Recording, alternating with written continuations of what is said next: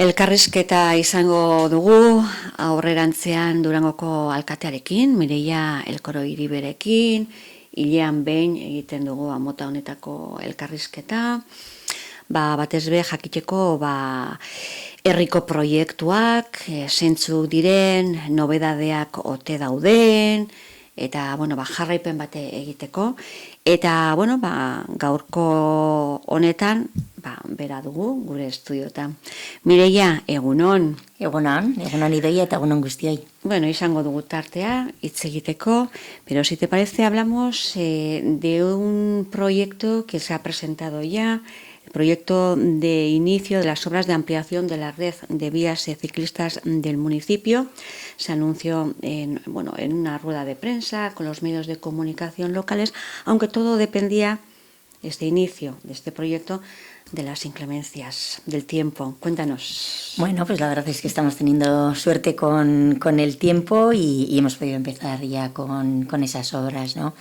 Se trata de la ampliación del Bidegorri dentro de nuestra apuesta por la movilidad sostenible y por tratar de fomentar pues los desplazamientos, ¿no?, más activos, más saludables y más sostenibles, que son en bicicleta y a pie.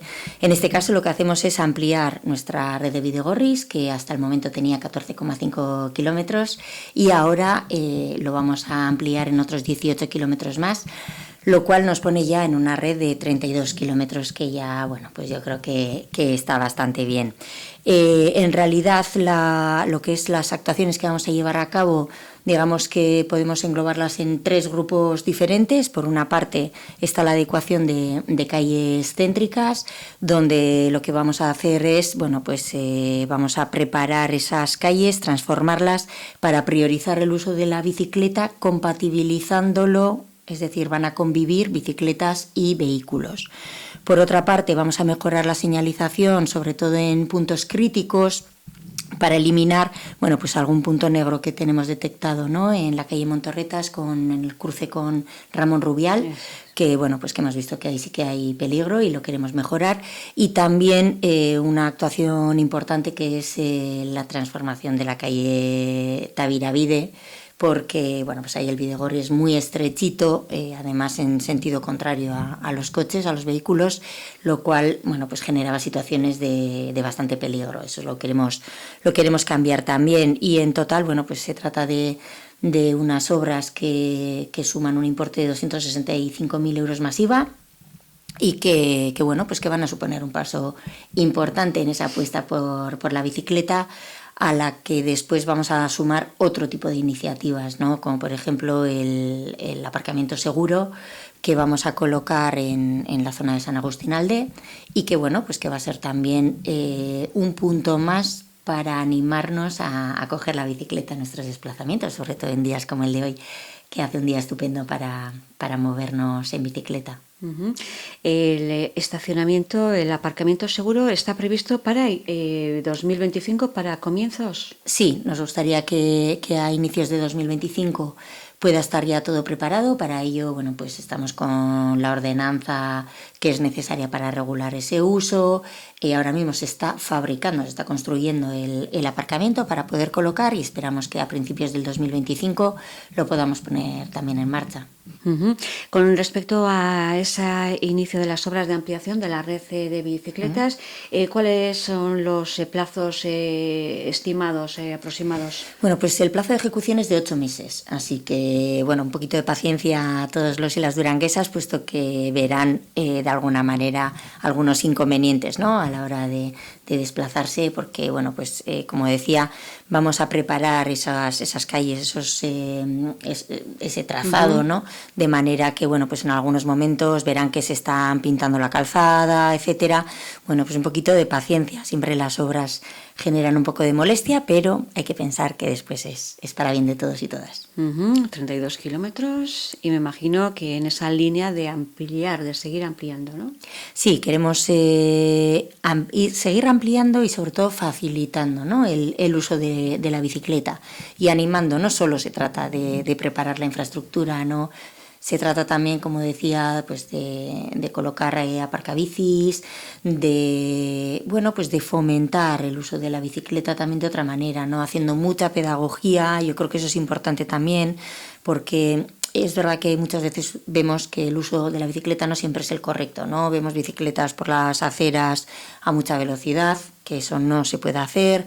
Por eso ahora queremos que esas bicicletas bajen a la calzada, pero que puedan transcurrir por la calzada de manera segura. Los coches tendrán que aminorar la velocidad y las bicicletas podrán ir de manera segura por la calzada para que las aceras sean para los peatones. Ese es el objetivo, que cada uno pueda ir de manera segura por su sitio, ¿no? Y tendremos que ir concienciando,'nos, ¿no? Sí, mucho, de mucho. todo este cambio. Sí, poquito a poco. Yo creo que con paciencia y con un poquito de, pues de actitud por parte de todas las personas, seguro que lo vamos a conseguir. Mire, ya vamos a hablar de una mesa redonda en la que participaste, una mesa redonda dirigida a los retos y las oportunidades en la planificación urbana, entre otras cuestiones. Y ahí se habló del progreso y de los avances del Plan General de Ordenación Urbana de Durango. Uh-huh. Así es, el Plan General de Ordenación Urbana, ¿no? Que suena así como tan rimbombante, en realidad es la planificación de nuestro urbanismo, es decir, cómo queremos que sea nuestro municipio en un futuro, ¿no? Todo esto se recoge en un plan cuya elaboración pues es muy compleja, suele llevar muchos años. Nosotros en el caso de Durango se ha aprobado ya la fase de avance, donde se han definido los criterios generales y los objetivos que queremos alcanzar.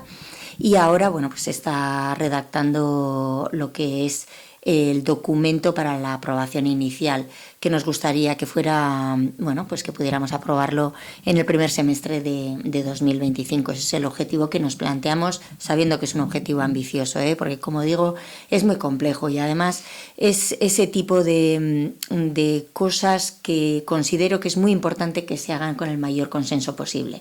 ¿Por qué? Pues porque la tramitación es muy larga. Nosotros tenemos que tener en cuenta que tenemos unas normas subsidiarias del 2005, que son las que ahora mismo están marcando, digamos, nuestras actuaciones en materia de urbanismo. 2005, casi 20 años. Entonces ahora estamos con el Plan General y es importante que se haga con el mayor consenso posible, porque todos sabemos que en cualquier momento puede haber cambios políticos y por ello, cuando demos cualquier paso, si se hace con consenso, sabemos que eso va a seguir adelante, haya o no haya cambios, y eso es importante. Por eso queremos negociar e intentar llegar a acuerdos para que ese plan salga con el mayor consenso posible, puesto que es importante para el número de viviendas que se va a poder construir, las áreas industriales que vamos a poder tener en Durango o los equipamientos que vamos a poder tener, ¿no? Para servicios públicos, etcétera. Así que, como digo, es un tema complejo, pero muy importante. Ahora, esta misma semana se han publicado también un poquito los criterios o cómo ve cada uno de los partidos políticos, ¿no? del ayuntamiento ese plan general, ¿no? Y yo creo que es importante que la ciudadanía lo sepa cómo vemos cada uno de nosotros y entre todos, con participación de los partidos políticos y también participación ciudadana, pues poder llevar a cabo el mejor plan posible para diseñar ese futuro de Durango. Uh-huh. Así parece, ¿verdad? Pero es un tema, como decías, serio, fase de avance, pero claro, el futuro, el Durango del futuro, ahí es donde se decidirá todo, o sea, el número de edificaciones, las zonas verdes que queremos. Eso es, sí, es muy importante. Ahí es donde se planifica, ¿no? Cómo va a ser ese Durango del futuro. Y sin ninguna duda, tiene que responder a los retos actuales y también a los retos futuros, ¿no? En ese sentido, una de las mayores preocupaciones que existe ahora mismo en Durango, y diría que a nivel general, ¿no? En Vizcaya, en Euskadi y a nivel de todo el estado, es el tema de la vivienda, ¿no? El acceso a la vivienda. La verdad es que ahí tenemos un reto importante que tenemos que cumplir. El plan general ya prevé 500 viviendas, 330 serían de protección oficial. Yo creo que 330 estarían destinadas al alquiler local. y yo creo que es importante, ¿no?, que avancemos en este sentido. En esta legislatura hemos dado también un paso importante con las viviendas tasadas, puesto que por primera vez se ha aprobado la ordenanza de viviendas tasadas y pronto vamos a tener las primeras viviendas muy cerquita de aquí, en Virginoste, pero hay que seguir dando pasos. Yo tengo clarísimo todos los miércoles que atiendo a la ciudadanía, pues casi todos los miércoles tengo alguna consulta sobre el acceso a la vivienda, ¿no? Porque de verdad está complicado. En ese sentido, bueno, pues estamos trabajando ya también con Alokabide para poner a disposición las 16 viviendas de las que dispone el ayuntamiento. Esperemos que pronto podamos firmar ese convenio y poner cuanto antes esas viviendas a disposición. Y después lo que queremos es, bueno, pues estamos trabajando también tanto con Euskal Trenbide Sarea como con el Departamento de Vivienda para intentar avanzar ya con esos terrenos del periferrocarril que también engloban muchas viviendas, tanto libres como de protección social, y pues cuanto antes ir dando pasos para que en Durango se construyan viviendas de protección social y, como decía, queremos que la mayoría de ellas sean en alquiler. Además era una de las preocupaciones, creo que era una de las mayores preocupaciones de la ciudadanía de Durango hace ya 3 años. Sí, o más. Sí, la vivienda es algo que no es de ahora, ¿no? Viene de hace mucho tiempo y bueno, pues yo creo que ya es hora. Tenemos ahí un reto importante de construcción de viviendas de protección social y bueno, pues la verdad es que tenemos proyecto. Tenemos que llegar ahora a ese acuerdo con el Departamento de Vivienda, puesto que somos totalmente conscientes de que ellos tienen mucha más capacidad que nosotros para construir esas viviendas y ponerlas cuanto antes a disposición, que es nuestro objetivo. ¿Esas negociaciones o ese diálogo con el Departamento de Vivienda se está dando? Sí, estamos en conversaciones y bueno, pues veremos a ver si cuanto antes podemos avanzar. Y bueno, el trazado del tren, parece que bueno, poco a poco va para adelante. Sí, son esos proyectos, yo creo que muy ilusionantes, pero que llevan mucho tiempo, ¿verdad? Pero sí, ya por fin, en principio la semana que viene vamos a poder empezar ya con las obras de este trazado, el antiguo trazado del ferrocarril, para convertirlo en vía verde. Empezamos con la fase 1 y la fase 3, es decir, desde lo que es Trenbide Kalea Armodo, desde la estación del tren, digamos, hasta Armodo, y desde Ollería hacia Faustebecoa, ¿vale? O sea, los dos extremos, digamos. Y el tramo central, desde Armodo hasta Ollería, que es el más complejo, puesto que es el que contempla también pues el paso por el puente, ese está todavía en fase de proyecto. Pero bueno, ya esperamos que para principios de año pueda finalizarse y entonces ya pasaríamos también a la licitación y lo que es a la ejecución de las obras.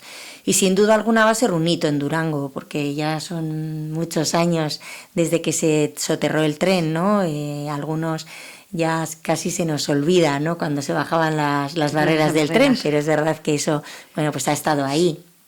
Y es verdad también que bueno, que aunque hace mucho que ya no pasa el tren, pues todavía Durango de alguna manera sigue dividida, ¿no?, por ese antiguo trazado. Y bueno, pues la ejecución de estas obras lo que va a permitir es que definitivamente se tiren esos muros que todavía están ahí y se convierta ese espacio en vía verde, con lo cual estoy convencida de que vamos a ganar muchísimo. La semana que viene ya empezamos con las obras.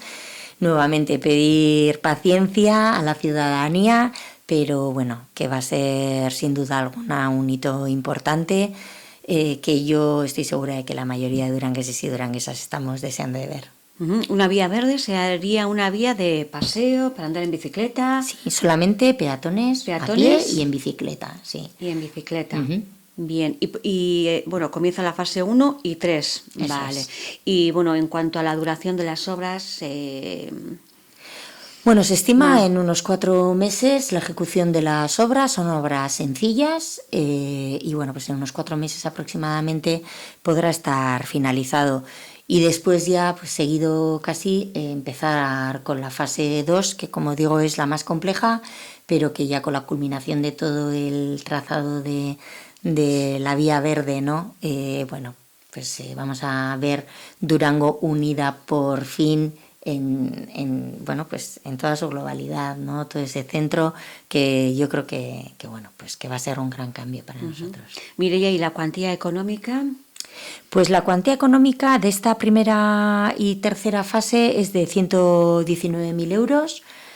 Y bueno, como decía, 4 meses de ejecución y la semana que viene, si todo va bien, la semana que viene empezamos. Bueno, pues parece que poco a poco empiezan a dar fruto Sí. estos Empezaremos proyectos. por la zona de Fauste-Becoa, digamos, de Higuería Fauste-Becoa, porque bueno, es verdad que justo nos coincide con la SOCA que empieza el día 5, entonces, bueno, en vez de empezar por la parte de la estación, que tendría, digamos, bueno, más incomodidades, vamos a empezar por el otro extremo. Bueno, aurrera jarraitzen dugu azoka aipatu duzu, eta, bueno, azokari buruz hitz egingo dugu, baina Plateruena musika aterpea hori da aurkezpena gainera egin zan bertan, Mireia zu egon zinen, Paule Sánchezekin batera, Astarloa Kulturgintzako presidentearekin batera, eta bertan esan zen Euskadiko erreferente musikala izatea nahi dala, hori da pizka bat... Hori da helburua. Gu urtero ez da Durangoko azokarekin euskal kulturaren hiriburu bihurtzen gara, asteburu batez. Eta nahi duguna da nolabait hiriburutza hori ez izatea bakarrik asteburu baten, baizik eta urte osoan zehar edatzea, ez? Eta horretarako egin duguna izan da, bueno, lehenengo azterketa sakon bat, diagnostiko bat, ez?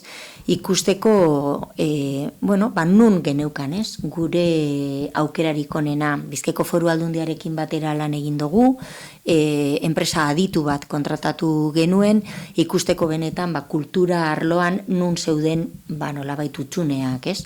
Eta hor ikusi genuen, musika arloan, ez dagoela oraindik erreferente argi bat Bizkaia mailan, ez? Musika arlo horretan Euskadi mailan erreferente bihurtzeko. Eta hor geneukala benetan guk aukera paregabea, ez? Alde batetik badaukagulako ibilbide garrantzitsu bat, ez? Gure Durangoko kafea antzokiarekin, musikarekin lotuta egonda eta euskerarekin lotuta egonda betidanik. Eta hor, ibilbide hori garrantzitsua da, ez? Gainera Durangon eragile asko daukaguz, horren inguruan bai, eta hori garrantzitsua zen, eta azpiegitura ere oso egokia, ez? Plateruena beti ezagutu izan da bere soinu honagatik, eta hori nolabait aprobetxatu egin behar zen. Orduan, enpresa honekin batera eta Plateruenako kultur mahaiarekin batera ere, landu izan da proiektua, ez? Ia, nola bihurtu geinken musika arloko erreferenteak, ez?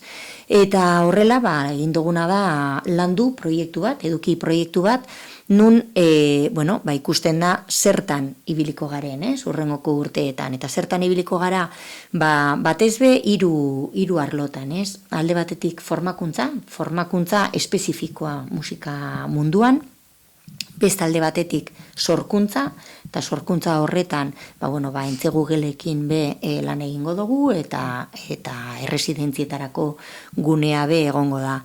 Eta hirugarren espazioa igual gehien ezagutzen dana edo erakusketa, ez? Eta erakusketa esaten dugunean, kontzertuak dira, edo diska aurkezpenak, edo musika inguruko erakusketak, eta bar. Eta egia da, oso proiektu ilusionantea dela guretzako. Uste dut, basalaia garaia Plateruenak horrelako proiektu bat eukitzeko, eta, gure helburua da 2025an martxan jartzea. 2025a ia urte osoa beharko dugu egokitzapen lanak egiteko, hau da, azpiegitura berak behar dauz egokitzapen lan batzuk, ekipamendu aldetik, soinu ekipamendu aldetik ere, inbertsio batzuk egin behar duguz, eta gero lizitazioa atarako dugu, kasu honetan kudeaketa publiko-pribatua izango dalako, eta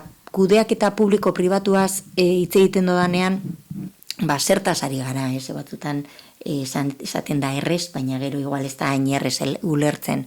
Guk nahi duguna da, nolabait Durangoko udaletik eta konkretuago Astarloa kulturgintzatik, hildo estrategikoak markatzea, helburuak markatzea, baldintzak markatzea.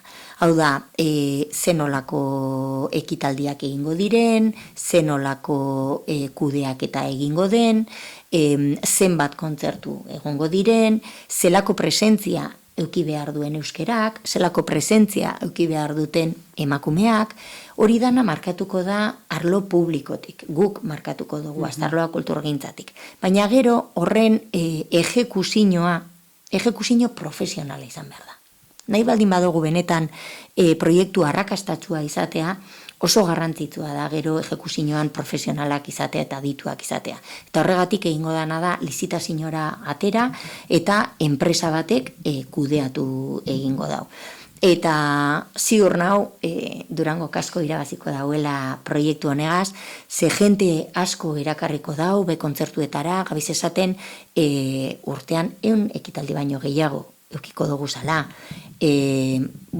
Uste dut, helburu ambiziosoa dela, baina ambiziosoak izan behar garela benetan erreferente bihurtu gure badugu, ez?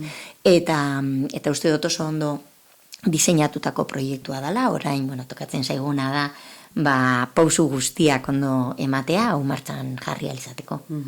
Beraz, proiektu ikusteko aukera izan dozu, ez da? Bai. Proiektua, berez eduki proiektua da alde batetik, eta gero, instalakuntzan hobekuntzak eta beharrezkoak direnak eta ja aztertuta dagoz aurrera ateratzeko. Plateruena ez da fizikoki aldatuko. Hau da, entak ez pentsatzeko orain ez dakit zer egingo dugula erekinean, fizikoki ez da aldaketa hondirik egongo. Egongo dana da eduki aldaketa, ez? Benetan proiektua da barruan gertatuko dana, ez? Hori da garrantzitsua kasu honetan. Bizkaian beraz, holan musika arluen ez dagoela, gauza handirik edo behintzat apenas dagoela, ez da? Azaldu duzue, eta, Euskadin erreferente musikala izatea beraz, kontzertuak eta... Hori da. Hori lehiaketean bidez egingo da, eta horre enpresak aurkeztuko dira. Hori da, bai, guk eskatuko dugu baldintza batzuk betetzea, ez? Eta baldintza horiek betetzen dituzten enpresak aurkeztu ahal izango dira, eta irabazten dauenak nolabait kudeatuko dau, eta uste dut benetan Durango dinamizatzeko oso garrantzitsua izango dela. Joan beharko gara ondo lantzen dana, baina aurreikuspena da kontzertu oso potenteak ekarri ahal izatea. Horrek bebai zer ekarriko da, plateruenaren jarduerak berak, landako gunera jarduera berriak ekarri ditzake, eta landako gunea dinamizatzeko aprobetxatu nahi dugu. Eta horrek suposatzen dauena da, jentea atorreko dala Durangora, Durangora datorren jentea askotan bertan bazkaldu edo afalduko dau, edo zerbait hartuko dau, edo erosketa batzuk egingo dauz, edo hemen geldituko dalo egitera. Badakigu musikak jente asko mugitzen dauela, eta uste dugu badala modu bat Durango dinamizatzeko, ez? Eta uste dut proiektu benetan ilusionantea dela. Larregi esatea izango zan, bek bezalako, baina, tamaina txikiko... Tamaina aldetik ezin gara bekerekin konparatu, argi dago, baina uste dut garrantzi aldetik, garrantzi aldetik esan bezala proiektu ambiziosoa da, eta uste dut referenteak bihurtuko garela Euskadi mailan, eta benetan oso kontzertu potenteak izango ditugula hemen, eta jente asko erakarriko dugu. Beraz, hori nahi da, ezta? Hori da. Gainera, Durango udalak 1.000.000 bateko aurrekontu bat izango da, hobekuntzak egiteko. Bai, gutxi gora bera kalkulua egindana, 1.000.000 bateko 1.000.000 bat eurokoa da. Egia da, ireki dugula epe bat eragileek eta guk aurkeztutako proiektuari proposamenak eta egiteko, ikusi beharko dugu proposamen horiek, ze justo atzo bukatzen zan epea proposamen horiek egiteko, beraz oraindik ez ditut jaso, baina ikusiko dugu igual ze motatako proposamenak dagozan, bai gure ganatzeko, ez? Eta bai garrantzitsua da esatea, ze igual hor sortu da nolabaiteko keska bat, ez? Proiektu hau Durango erreferente bihurtzera lagunduko gaitu, ez? Kanpotik ekarriko dugu kontzertuak eta bar, baina horrek ez dago esan nahi hemengo eragileek ez daukatela kabidarik, guk eurekin landu dugu proiektua, eta jasota dago proiektuan ere, nolabait Durangoko eragileak eukiko dabiela bere tokia. Uste dut benetan aukera paregabea dala bai, hemengo banda eta musika taldeentzako, ezta? Bertan eukitzea horrelako erreferente bat formakuntzan, sorkuntzan eta bar, uste dut eurentzako aukera paregabea emango dutziela. Aurrera jarraitzen dugu, Aroa plana onartu da, gainera, gehiengo zabalaz, ez? Alderdi Popularra hartzen ditu egin da, baina Aroa plana, ondo, ez? Bai. Gu oso pozik gauz, azkenean guretzat euskera oso garrantzitsua da, zeharkako gauza bat, ez? Azkenean euskera gure politika guztietan egon behar da, eta horretarako garrantzitsua da bai plan bat eukitzea, ez? Jakitea nora goazen. 2025-2028 epealdirako onartu dugu, eta esan bezala, babes zabalarekin, ez? Egia da bai, babes hori ez da bakarrik udalean izan, ze Aroa plan hau Euskara Batzordean landutako kontu bada, Euskara Batzordean hainbat eta hainbat eragile dauz, bai ikastetxeak, bai kirol kluba, kultur elkarteak eta abar, eta danon artean diseinatutako plana da. Eta nik uste dut hori oso garrantzitsua dela, parte hartze zabalarekin egin dala. Bertan, zazpi lerro edo zazpi ardatz desberdin kontutan hartzen dira, 140 ekintza garatzeko. Eta, azkenean, funtzean zer gura dugu Aroarekin. Aroarekin gura duguna da jarraitu sustatzen euskeraren erabilera arlo guztietan. Ze arlo batzuetan igual nahiko aurreratu da, ez? Baina beste arlo batzuetan ikusten dugu oraindik kosta egiten zaigula, ez? Ezagutza altua da, baina ez da bakarrik ezagutza, da erabilera. Eta hori da gure erronkarik nagusiena, eta ia Aroa plan honekin danok lortzen dugun, ez? Eta horretarako uste dut oso garrantzitsua dela parte hartze zabala izatea eta babesabe zabala izatea, danon artean egin beharreko gauza bada. Eta azken momenturako, azken punturako Durangoko azoka. Zenbat jendetza espero dan, ekitaldiz josita, ZV bertan egongo zara, ez? Hainbat ekitalditan, irekiera ofizialean, edo Nestor Basterretxean erakusketan. Ze espero duzu edo zelan aldatzen da, ez? Egunotan Durango? Urtero bezala ilusio handiagaz hartzen dugun data berezia da, ez? Eta, hartzen dugu oso pozik, seguretzat oso garrantzitsua da Durangoko azoka, lehen esan bezala, nolabait, asteburu batez euskal kulturaren hiriburu bihurtzen gaitu, jente pila bat etortzen da alde guztietatik, danak ongi etorriak dira, noski, bai eskatu behar dana da, mesedez, errespetuz, eta, zainduz, alkar zainduz hartu deigun, eta, bat gozatu deigun, azkenean, hartu eta omon, esaten da, aurten leloak, hartzea emotea da, esaten da, gube holan hartzen dugu, ez?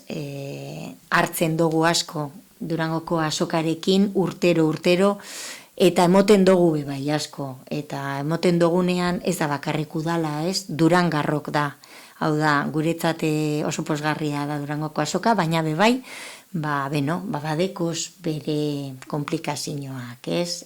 Durangarrentzat, etxera ezin heldu, ezin aparkatu, horrek be komplikatzen gaitu apurtxo bat, orduan, pazientzia alde batetik, eta, kanpotik datozen nahi be, errespetua eta alkar zaintzea, badana ondo joateko.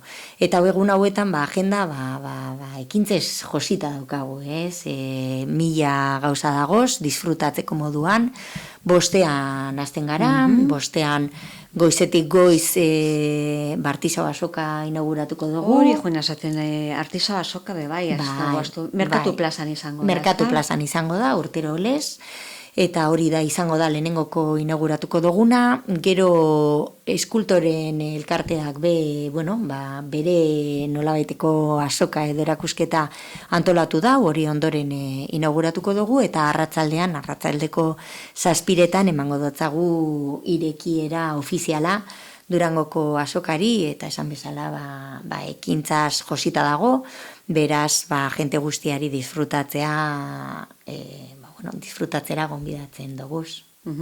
Eskerrik asko, Mireia Alkoro Iribe, agortu zaigu denpora, eta beste barik, datorren hilean espada, urrengokoan, eta jarraituko dugu tokiko kontuetaz. Eskerrik asko zuei, gonbidapenagatik, eta bakizueni beti posik natorrela. Eskerrik asko eta agur.